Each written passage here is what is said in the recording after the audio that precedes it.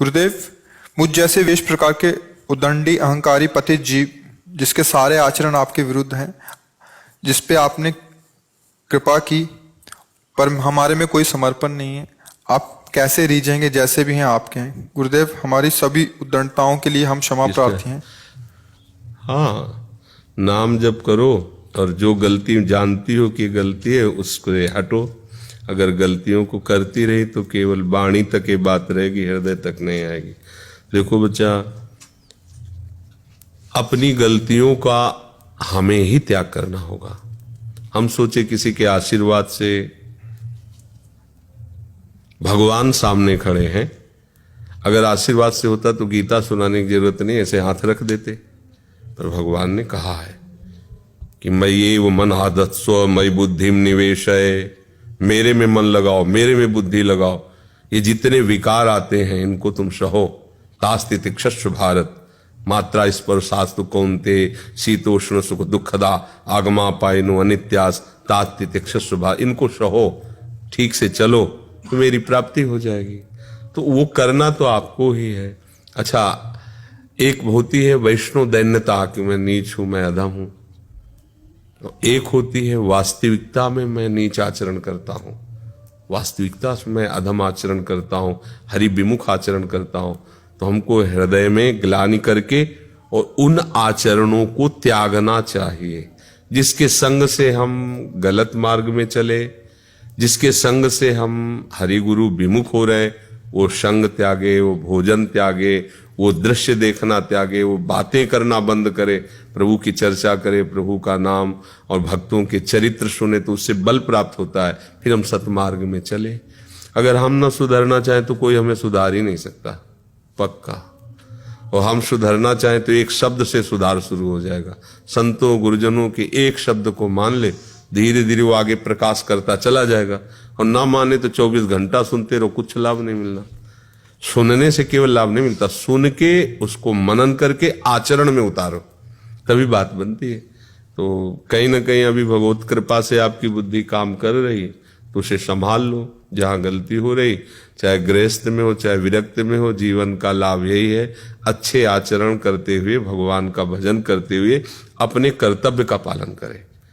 जैसे बेटा है, माता पिता की सेवा है, ब्याह हो जाए, पत्नी की जो कर्तव्य कर्म उसके अनुसार, तो ये भी भगवान का भजन ही माना जाता है। अगर इसमें उद्दंडता करे, आजकल के बच्चे न माता पिता की बात मानते हैं, शास्त्र तो पढ़ते ही नहीं, मनमानी आचरण करते हैं, तो फिर बहुत दूर हो जाते हैं, वो धर्म से दूर हो जाते हैं। फिर उनको खुद पता नहीं चलता कि अब करे तो क्या करे, क्योंकि संसार में छल कपट के सिवा कुछ नहीं। कोई सच्चा प्रेम करने वाला थोड़ी है, सब स्वार्थ और अपनी वासना की पूर्ति के लिए प्रेम करते हैं। अभी आप किसी के काम के ना हो तो अभी आपको सबका परिचय मिल जाएगा कि आपको कौन प्यार करता है। अगर आप उस गली से निकलोगे तो वो आदमी छुप जाएगा कि यार कहीं ऐसा ना हो कि हमसे बात कर ले। ये जब तक आप किसी के काम लायक हो तभी वो आपसे सब प्यार करते हैं।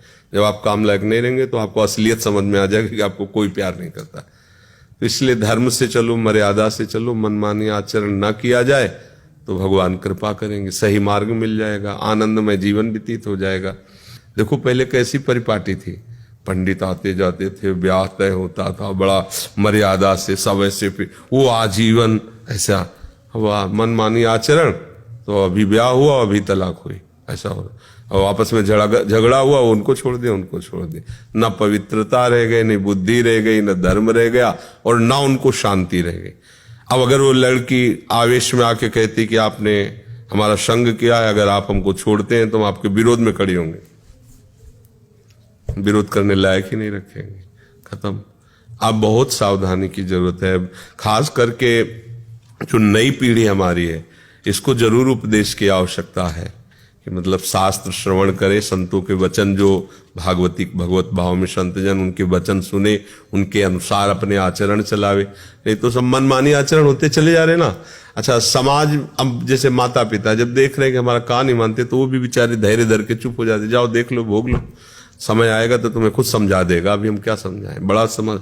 इसलिए हम तो जो नई पीढ़ी जवान बच्चे हैं उनसे प्रार्थना करते हैं कि आप किसी के अनुशासन में तो रहिए, शास्त्र अनुशासन में, माता पिता के अनुशासन में, धर्म के अनुशासन में। तभी बिना अनुशासन के आप जान ही नहीं पाओगे अच्छा क्या है बुरा क्या है।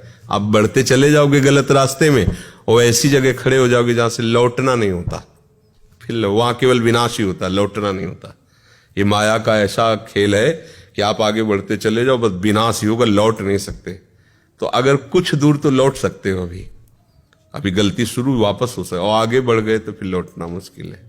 इसलिए हर शरीरधारी को सोचना चाहिए शरीर बड़ा दुर्लभ है, मनुष्य शरीर, इससे भगवत प्राप्ति हो जाए, या ना भगवत प्राप्ति तो कम से कम सुअर कुत्ता तो न बने।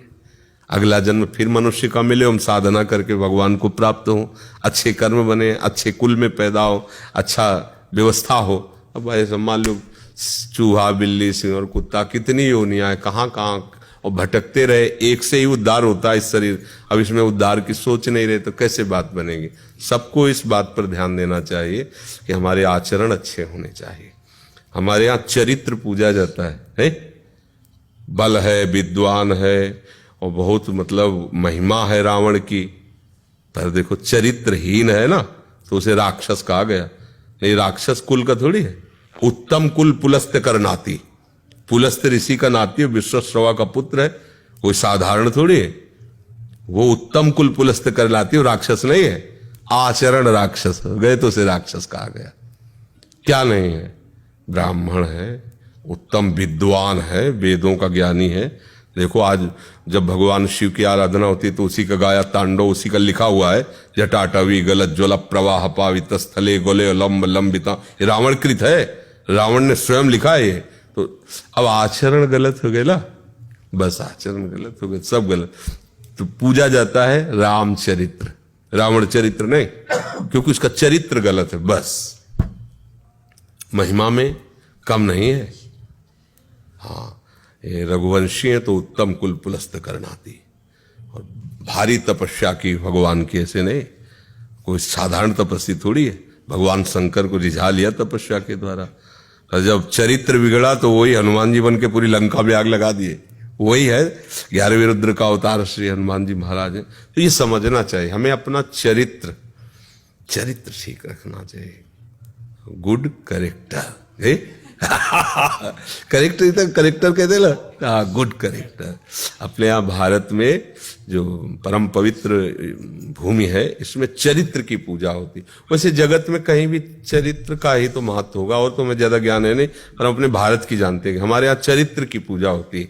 आपका चरित्र ठीक रहे तो देखो ना कहाँ पूजा, फिर चाहे जितना पूजा जाता हो, चरित्र बिगड़ गया ना, चरित्र की पूजा होती। तो आपके चरित्र ऐसे होने चाहिए कि आप आदरणीय हो, समाज में आपके चरित्र प्रमाणित होने चाहिए, चाहे स्त्री हो, चाहे पुरुष हो, चाहे जो कोई हो। जी।